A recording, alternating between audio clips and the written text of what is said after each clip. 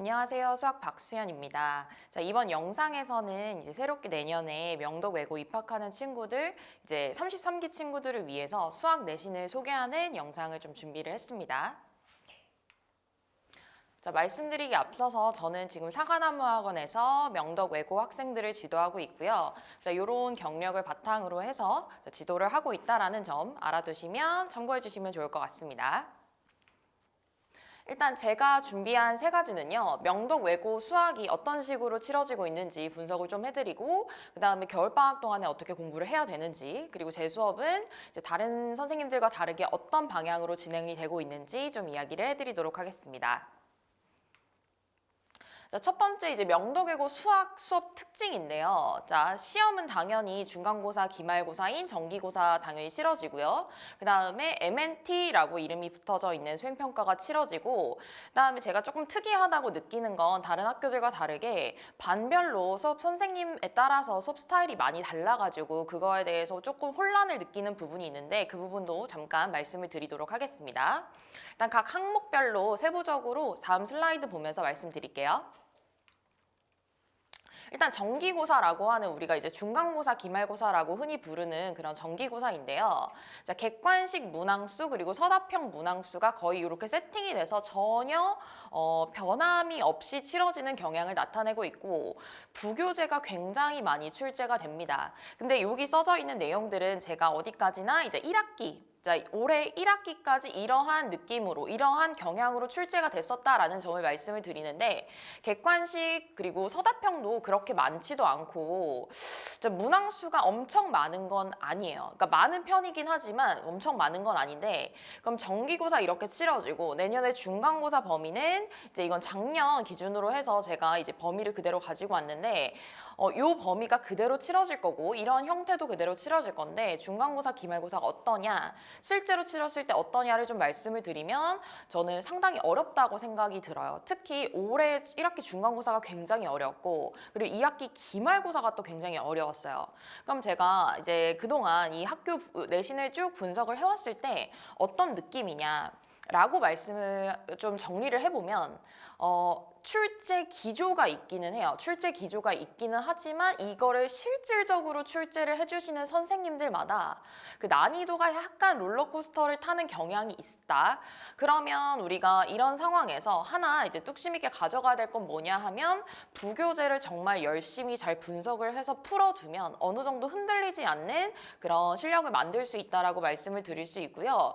그리고 뭐 역배점이나 후반부 킬러 집중 출제 같은 경우에는 작년까지는 이런 기조로 출제가 됐지만 지금은 이제 쫌쫌하게 그냥 모든 문항이 다 어려운 그런 상황이라고 생각하시면 될 것 같습니다. 그리고 이제 외고 학생들은 아무래도 수학에 집중해서 공부를 하는 연습하는 시간이 조금 짧기 때문에 그래서 시간이 굉장히 부족하다라고 느끼는 경우가 많은 것 같아요. 그래서 종합을 해보면 자, 문항수 항상 이렇게 출제가 되고 부교재에서 굉장히 많이 출제가 되되 상당히 어렵다. 선생님들마다 출제 난이도가 굉장히 달라진다라고 생각해 주시면 되겠습니다.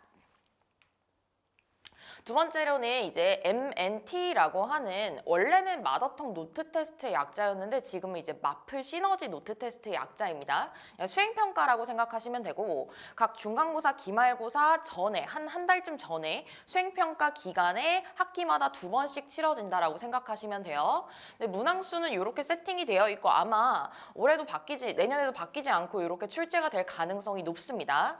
자, 전체 11문제에서 오답 개수에 따라서 약간씩 감점이 되는 이런 채점 방식을 취하고 있는데 어느 정도 중간고사, 기말고사 성적이 굉장히 학생들마다 다르다 보니까 평균을 좀 맞추기 위해서 이렇게 출제를 하시는 거고요. 같은 날 치러집니다. 원래는 이제 반별로 문항을 좀 변형을 해서 출제를 하셨었는데 지금은 이제 같은 날 치러져서 요거는 이제 안 보셔도 될 것 같고 하루 이제 그 수업이 끝난 다음 시간에 한 타임을 딱 정해가지고 모든 반이 다 똑같이 출제를 시험을 치른다고 생각을 하시면 되고요. 변별력이 낮다고 생각을 해요. 왜냐하면 이제 한 1점 정도밖에 차이가 나지 않잖아요.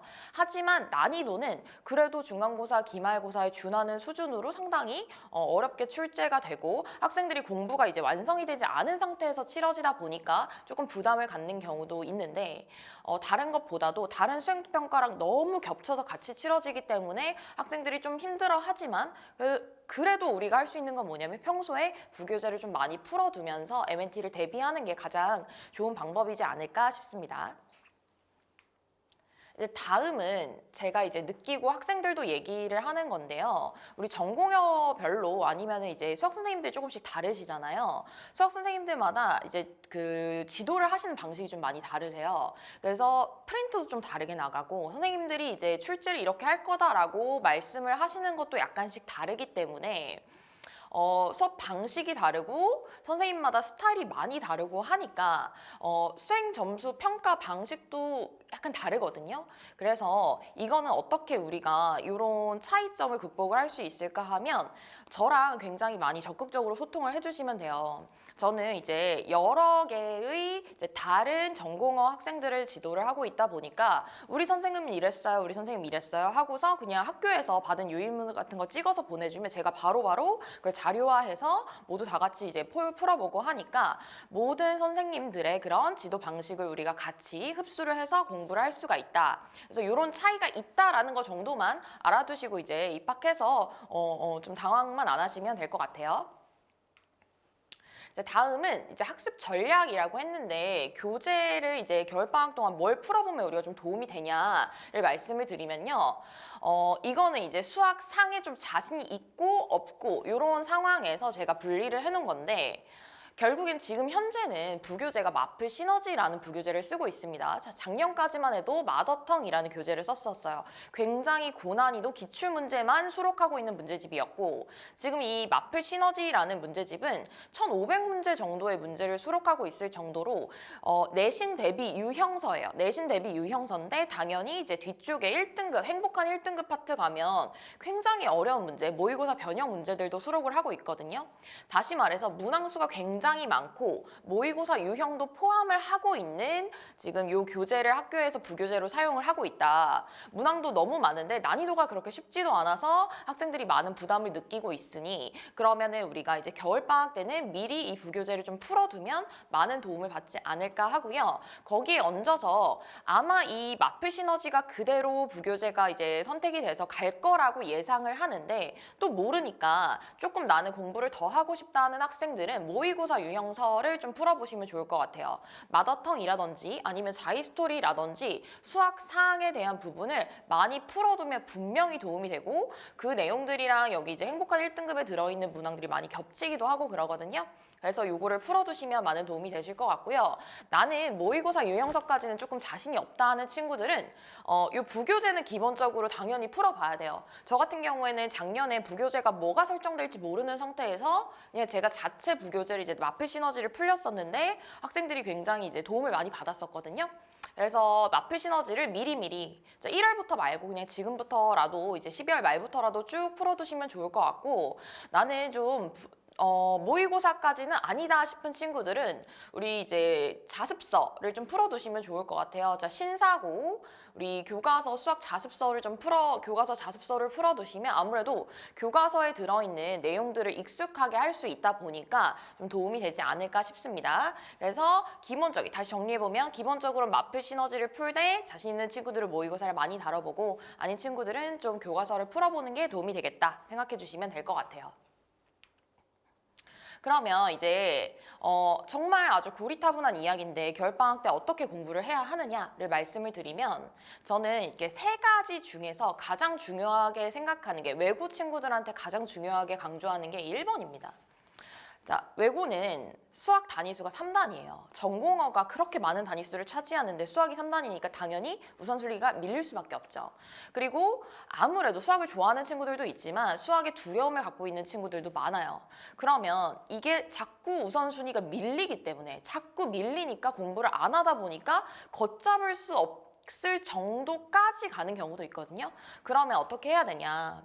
매일매일 같은 시간에 같은 시각 시간을 투자를 해서 공부를 하라는 겁니다. 그게 엄청나게 많은 문제를 풀거나 아니면 엄청 어려운 것들을 하지 않아도 돼요. 그냥 꾸준하게 부교재를 한 문제, 두 문제 푸는 것만으로도 굉장히 이제 좋은 효과를 가지고 올 수 있고, 그게 틀이 딱 잡혀 있으면 수학은 꾸준히 하면 언젠간 반드시 오릅니다. 자, 반드시 오르기 때문에 절대 포기하지 않고 내가 우선순위를 뒤 후순위로 밀지 않고 꾸준히 공부하는 게 가장 중요하고, 자, 2번이나 3번은 당연히 우리가 1번 같은 시간에 공부를 할 때, 공부를 할 때 염두를 하고 해야 되는 부분이겠죠. 당연한 거고. 그래서 제발 부탁하고 싶은 게 매일 1시간, 2시간씩이라도 조금씩 문제를 풀어서 체화시키는 연습을 좀 하셨으면 좋을 것 같아요. 그러면 이제 제 수업에 대한 얘기를 이제 간단하게 말씀을 좀 드릴게요. 자, 외고, 내신 대비, 자료도 물론 중요합니다. 당연히 부교재 변형, 교과서 변형, 그리고 선생님들이 주시는 자료도 변형해서 다 풀어보고 하지만, 아무리 제가 내세울 수 있는, 제가 가지고 있는 강점이 무엇일까를 말씀드리는 게 맞을 것 같아서 두 가지 키워드를 가지고 왔는데, 첫 번째로는 저는 학생들과 소통을 굉장히 많이 하는 걸 지향합니다.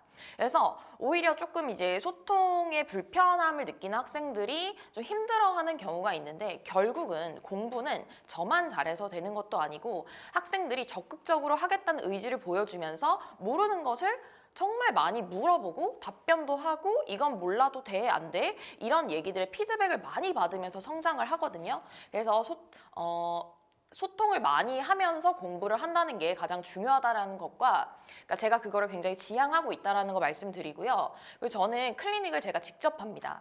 자, 자료는 따로 만들어주시는 선생님들이 계시지만, 자, 직접적으로 클리닉을 제가 제 강의실에 앉혀놓고 시켜요.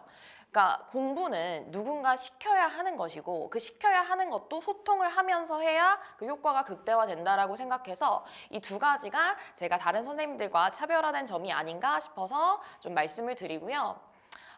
오늘 제가 준비한 내용은 여기까지고, 제가 말씀드린 내용들이 좀 도움이 되셨으면 좋겠습니다. 지금까지 들어주셔서 감사합니다.